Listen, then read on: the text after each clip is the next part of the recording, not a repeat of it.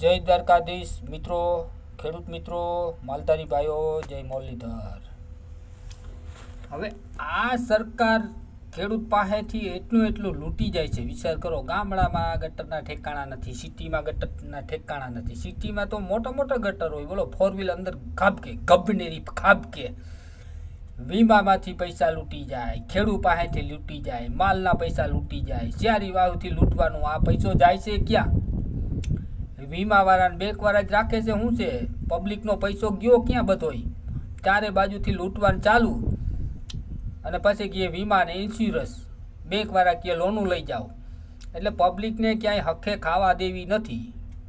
લોનું આપે, વીમો આપે, આપો ને તમારા ઘરના પૈસામાંથી। બીજું તો મને આ એક ઈ ના સમજાણું, સરકાર ક્યાંક સારો પુલિયો કે સારો ડેમ બનાવે તો આ ફલાણા ભાઈ પબ્લિકને ભેટ આપે છે। ભેટ તમારા ખિસ્સામાંથી આપો ને ખેડૂતને ભાવ ભેટ આપવી હોય તો આપો। ગાભા વીટીને નીકળી પડ્યા છે। આ સાહેબ આવ્યા ને આ મંત્રી આવ્યા ને મુખ્યમંત્રી આવ્યા અને વડોપ્રધાન આવ્યા। આ પબ્લિકને ભેટ ઇલેક્ટ્રિક સિટી બસ, ઇલેક્ટ્રિક રેલગાડી, પબ્લિકને ભેટ તમારા ખિસ્સામાં કાઢીને આપી ને પબ્લિકને ભેટ। પબ્લિકમાંથી 100% લઈ જાવ, એમાં 50% વાપરો છો, બીજો રૂપિયો જાય છે ક્યાં?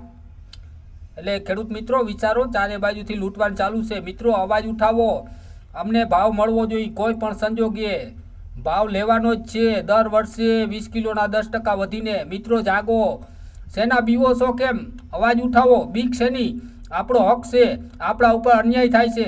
એટલે મિત્રો કોઈ પણ સંજોગે આપણે આ વાત કરવાની છે અને કરવાની છે। મિત્રો કોઈ પણ સંજોગે આપણે આમાંથી બહાર નીકળવાનું છે। આ ઊંડી ખાઈટ છે, આમાંથી કોઈ કાઢશે નહીં, આપણે પોતાને નીકળવું જોઈએ। એટલે મિત્રો થોડુંક ધ્યાન આપો। જય દ્વારકાધીશ।